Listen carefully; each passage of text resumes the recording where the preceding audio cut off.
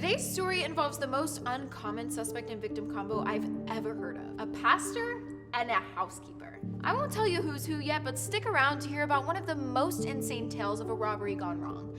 From early 2000s DVDs and restraining orders to a bad sickness and an overly forgiving wife, this story covers it all. Today we're also going to be making tofu benedict. I'm going to start off with the hollandaise sauce. So in the blender, I'm going to add cashews, soy milk, lemon juice, a spice mixture of paprika, turmeric, salt, onion powder, and garlic powder, and Dijon mustard. Alright, so at 8 p.m. on June 29th, 2005, Eileen Harris got home after a long day's work only to find out that her house was on fire.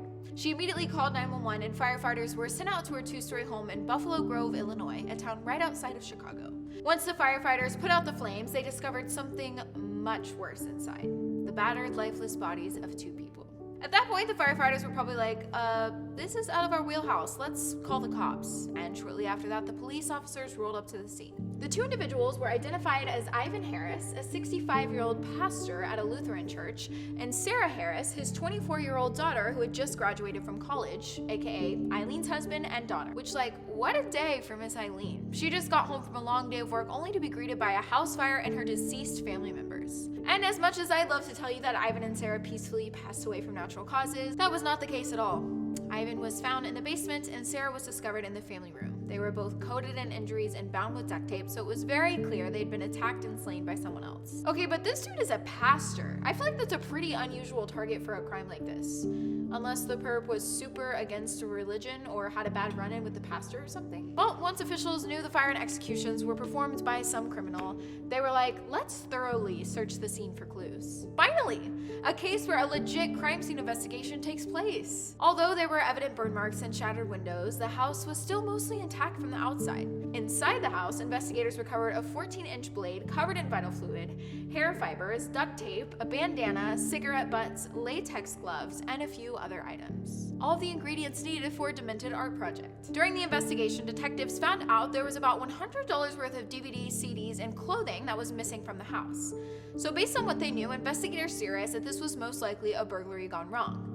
They believe the perp broke in through the window to grab a few goodies and leave, but something must have happened with Ivon and Sarah that caused the thief to take them out and try and cover up the evidence with a little house fire. So you're telling me that all of this was started because of some DVDs? I mean, I get that this happened in 2005, which was like the peak of the Blockbuster era, but come on, because it's pretty embarrassing that they just took some DVDs. And it's even more embarrassing now because DVDs are a thing of the past. So this crime just didn't age well at all. Officials searched the house and the surrounding area for clues. They even used tracking dogs to scour the neighborhood, and one of the dogs led detectives more than 3/4 of a mile down the road into the neighboring town of Wheeling, but they never disclosed where the dog took them. Yo, it's so frustrating that the cops won't say where the dog took them. Everyone knows those dogs are the real deal, so it's clear that they found something. Now I'm going to toast this English muffin. After autopsies were performed on Ivon and Sarah, they were both determined to have passed away from smoke inhalation and blunt force trauma.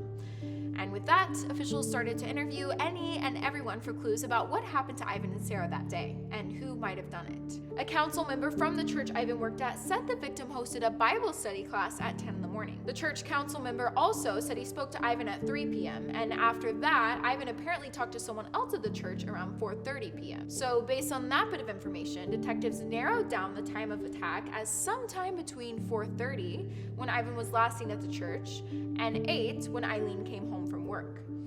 At this point, officials still didn't know if the crime was committed by someone the family knew, or if it was some random DVD-loving robber who was looking for a cheap thrill. Based on how safe and low-key the neighborhood was, they were leaning more towards the first option, but as we all know in the crime world, anything is possible. There was also another person who talked to detectives that said they saw a suspicious blue van in the area and said they might want to check it out.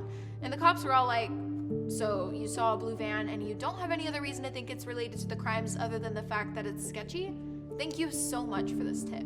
Yeah, and I feel like it's a little bit weird for this person to just be like, oh, this car looks suspicious, but sometimes you just have those instincts that you have to act on. So after talking to people who knew Ivon and Sarah and said they were the nicest, most compassionate people on the planet, detectives just couldn't wrap their brains around the idea of someone wanting to go after them.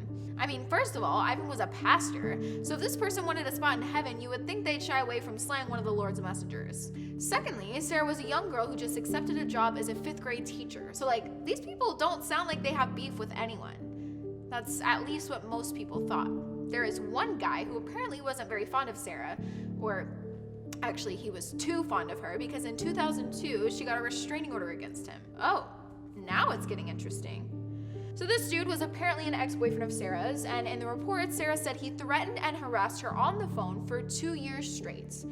So I'm guessing she ended things and he wasn't happy about it. And the guy seemed pretty violent too. One time, Sarah mentioned her ex physically prevented her from leaving and broke some of her belongings in a fit of rage. Sarah was so scared for her life that she ended up filing for a restraining order against him. She also started counseling and began taking medication for the emotional problems she faced from this guy. Yo, that right there is some serious shit, and it sounds like this man is dangerous enough to go after Sarah. Oh, and listen to this. The protective order Sarah got against the guy had just expired in 2004. So maybe the dude was just waiting for the order to be lifted so he felt more confident attacking her. But based on the way he was harassing her over the phone, it kind of seemed like he wanted to mess with Sarah, not take her life. Well, investigators looked into Sarah's ex and didn't find anything that connected him to the crime, so they went back to the drawing board and started to sift through any other possible suspects. Over the course of a few weeks, officials pinned over 20 people as possible suspects, ranging from family members and friends to neighbors and acquaintances. And that's when they were all like, oh, what about the housekeeper? You know, people always sleep on the housekeepers and maintenance guys, but they always know way too much about the people they work for, including the layout of their house. Now I'm gonna put a spice mixture of salt, pepper, garlic powder, and onion powder on the tofu pieces and put them on the pan. So the Harris' housekeeper was a 44-year-old guy named Russell Sedelmaier. At the time of the incident, he had been working for the Harris family for 5 or 6 years, which is plenty of time to get annoyed enough with them to take action. Maybe they didn't pay Russell enough? Maybe they were a sloppy family? Alright, so Russell was brought in for questioning, and he told investigators that his relationship with the Harris family was strictly professional. But the evidence started piling up against Russell, and it wasn't looking good for him at all. As with most crime scenes that have DNA evidence, officials decided to test the samples pulled from the Harris house against their major suspect's DNA. And my goodness, were they in for a treat. So during the initial crime scene investigation, detectives found a rubber glove in the trash that had a fingerprint on the inside that matched Russell's. And like, big whoop, some housekeepers wear gloves when they clean, but this glove was special because it was coated in vital fluid from one of the victims. Bingo! Shortly after that, detectives found out that Russell's DNA was a match for the cigarette butt that was found at the scene of the crime. They also clocked a bandana that was tied around Sarah's face as Russell's and connected him and his car to the crime scene at the time of the attacks. Oh, this guy is screwed. Investigators dialed in on Russell in the interrogation room and got a confession out of him pretty quickly. And it's not like he really had another option. Basically, every single piece of evidence had his name written on it. After Russell confessed to the crimes on camera, he went on to tell officials more details about what took place that evening.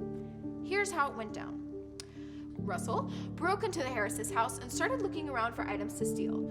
You know, flea markets are kind of a big deal, so he was just trying to make a few flips here and there for some extra dough. Russell was scrounging through the best of the best DVDs, which probably included Napoleon Dynamite, Mean Girls, and 13 Going on 30. Oh wait, this guy was a pastor, so maybe it was more like Passion of the Christ, Bruce Almighty, and VeggieTales. Okay, but all of that is besides the point. Basically, Russell was going through the house, snatching things up and stacking them by the front door and in the garage. And in the middle of all of that, Sarah came home. And it probably took her a second to put it all together. I mean, just think about it. The housekeeper who has access to this house for years is just now breaking in and stealing things when he could have been doing that all along on the down low.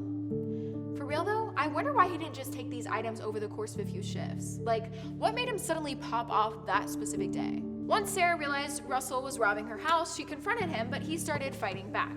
Russell grabbed a chair and began whacking her with it, but it must have not cut it for him because after he smacked her with a chair a few times, he grabbed a blade and began slashing her all over. This dude was going so ham on this girl that he literally sliced one of her fingers off. Sometime in the middle of all this, Russell tied Sarah up with duct tape, covered her mouth, and put a bandana over her eyes. Just when Russell thought the coast was clear, in walked Ivon. Naturally, Russell started attacking Ivon. He pushed the pastor down the stairs to the basement and started going at him with another chair. Once again, Russell ended up ditching the chair and grabbing his blade, which is what he used to finish off Ivon. Once both victims looked like they were gone for good, Russell was just like, oh shit, I just rubbed out 2 people. Maybe I should cover it up. And that's when Russell searched the basement for some materials he could use. After that, he set the house ablaze, grabbed his stack of goodies and some cash, and got the hell out of there. Not much later, Eileen pulled up and, well, you know the rest of the story from there. This makes me wonder what Russell did that night. If I'm a housekeeper who just whacked my boss and his daughter, I don't know if I could go about my evening normally, especially knowing the guy was a pastor. I feel like I'd be headed straight for church to try and make up for those sins. Alright, so now I'm going to take some plant-based meat and layer it on the English muffin. After all of the DNA evidence and Russell's confession, he was charged for slaying both Ivon and Sarah. He also got hit with 1 count of home invasion and 1 count of aggravated arson. At the sentencing hearing, Russell's attorney revealed a bit more about his client's past. Russell was apparently in foster care for a brief period of time as a kid after his mom attempted to take her own life. His dad also abandoned the family early on, so he had to get a job at 11 years old to help support his mom and siblings. Even still, none of that explains or makes up for the fact that Russell rubbed out Ivon and Sarah for no good reason. It just proves he was your typical criminal who had a troubled past. When Eileen faced her family's attacker in court, she said, "Russell, because I value the gift of life and I know God forgives and loves all of us, especially you, I support a sentence of natural life." With that, Russell took a deal where he pled guilty for the crimes in exchange for his life to be spared. That same year, he received a life sentence in prison and was sent to the slammer for good. From then until 2020, Russell never tried to appeal his conviction or fight back. But once 2020 rolled around, Russell came down with an illness that turned out to be none other than COVID-19. He was hospitalized for a bit but surrendered to Miss Rona in the spring of 2020 at age 59. After Russell's passing hit the news, one of his ex-wives came forward. According to her, Russell wasn't really in touch with anyone outside of jail, not even his family. But she did say they talked over the phone every now and again. In their most recent call, she said Russell wasn't feeling too hot, so he told her he was going to be sent to isolation. She also mentioned he had diabetes, asthma, and other medical problems, so he was kind of screwed at that point. In 2019, Eileen started sending Russell a bunch of letters asking to visit him in prison. She apparently felt compelled to find out more about his life and document it in some form or fashion, but he never responded. Whoa. She feels sorry for him? Come on, Eileen. This dude literally just took the life of your husband and daughter, and you're still showing him grace and wanting to meet in person? Couldn't be me. I'd be blocking him immediately. Now, dill for dressing. Well, if there's anything to take away from this story, it's to never underestimate a housekeeper, and definitely never piss them off. They just know too much about you and your home for it to be safe. But it's always safe to offer them breakfast because who doesn't love a nice Benedict? Until the next crime.